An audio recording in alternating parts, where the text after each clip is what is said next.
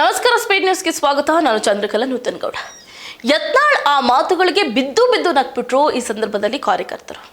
BJP ಹೈಕಮಾಂಡ್ಗೆ ವಿಜೇಂದ್ರ ಅವರನ್ನ ಕಂಡ್ರೆ ಭಯ ಇದ್ದಂತೆ ಇದೆ ಅಂತ ಶಾಸಕ ಯತ್ನಾಳ್ ಗಂಭೀರ ಆರೋಪ. ನೋಡಿ, ಬಿಜೆಪಿ ನಾಯಕ ಶಾಸಕ ವಿಜಯಪುರದ ಶಾಸಕ ಬಸನಗೌಡ ಪಾಟೀಲ್ ಯತ್ನಾಳ್ ಅವರು ಯಾವಾಗಲೂ ಕೂಡ ನಿಗಿ ಕೆಂಡದಂತೆ ಕಿಡಿಕಾರ್ತಾನೆ ಇರ್ತಾರೆ.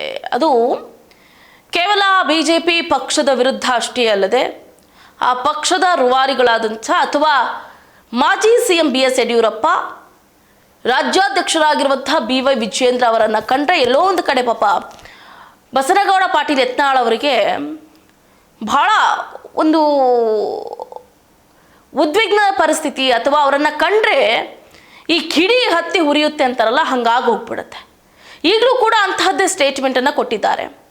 ಆ BJP ಏನು ಭದ್ರವಾಗಿ ಇರಬೇಕು ಅಂತಂದರೆ ಆ ಕುಟುಂಬ ರಾಜಕಾರಣ ಅಥವಾ ಆ ತಂದೆ ಮಗ ಆ ಪಕ್ಷದಿಂದ ಹೊರಗೆ ಬರಬೇಕು, ಇಲ್ಲ ಅವರ ಸ್ಥಾನದಿಂದ ಕೆಳಗಿಳಿಬೇಕು, ಅವಾಗಲೇ BJP ಉದ್ಧಾರ ಆಗುತ್ತೆ ಅನ್ನುವಂಥ ನಾನಾ ಹೇಳಿಕೆಗಳನ್ನು ಈಗಾಗಲೇ ಏನು ವಿಜಯಪುರದ ಶಾಸಕ ಬಸನಗೌಡ ಪಾಟೀಲ್ ಯತ್ನಾಳ್ ಅವರು ಕೊಟ್ಟಿದ್ದಾರೆ. ಅದನ್ನು ಕೇಳಿದ್ದೀವಿ, ನಾವು ಕೂಡ ನೋಡಿದ್ದೀವಿ.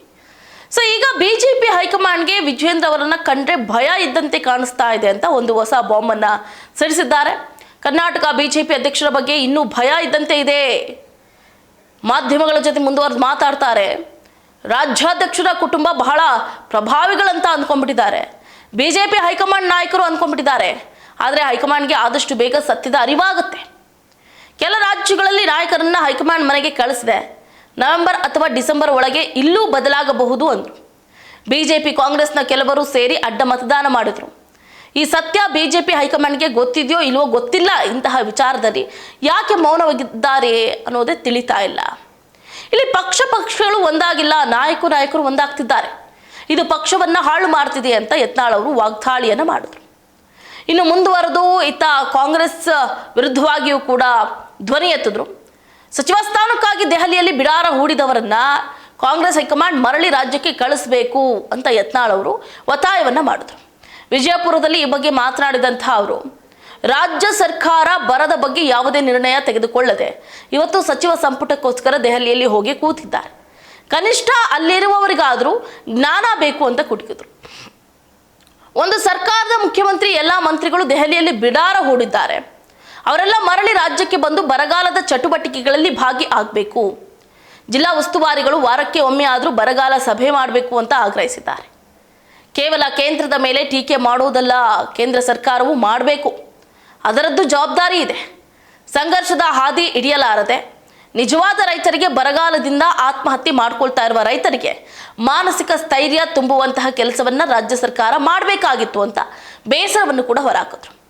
ಇದನ್ನ ಬಿಟ್ಟು ದೆಹಲಿಯಲ್ಲಿ ಏನು ಮಾಡ್ತಾ ಕೂತಿದ್ದೀರಾ? ಅವರನ್ನ ಈ ಕೂಡಲೇ ಕಾಂಗ್ರೆಸ್ ಹೈಕಮಾಂಡ್ ಮರಳಿ ರಾಜ್ಯಕ್ಕೆ ಕಳಿಸೋದಕ್ಕೆ ಒತ್ತಾಯವನ್ನ ಮಾಡ್ತಿದ್ದಾರೆ. ಇಲ್ಲಿ ಸುಮ್ಮನೆ ಅಭಿವೃದ್ಧಿ ಕೆಲಸಗಳಾಗ್ತಾ ಇಲ್ಲ. ಅಲ್ಲೋಗಿ ಸಚಿವ ಸ್ಥಾನಕ್ಕೆ ಗುಳೆ ಕೂತ್ ಬಿಟ್ರೆ ಇಲ್ಲಿ ಜನರ ಪರಿಸ್ಥಿತಿ ಏನಾಗಬೇಕು? ನಿಮ್ಮನ್ನ ನಂಬಿ ಓಟ್ ಹಾಕಿರುವಂಥ ಜನರು ಬಾಯ್ ಬಡ್ಕೋಬೇಕಾ ಅಂತ ಯತ್ನಾಳ್ ಅವರು ಪ್ರಶ್ನೆಯನ್ನ ಮಾಡಿರುವಂಥದ್ದು.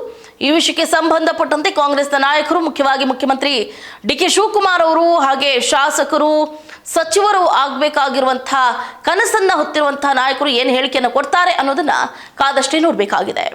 ಇದಾಗಿತ್ತು ಇವರೆಗಿನ ಅಪ್ಡೇಟ್. ನೋಡ್ತಾ ಇರಿ ಸ್ಪೀಡ್ ನ್ಯೂಸ್, ಸುದ್ದಿ ನಿಮ್ಮದು, ವೇಗ ನಮ್ಮದು.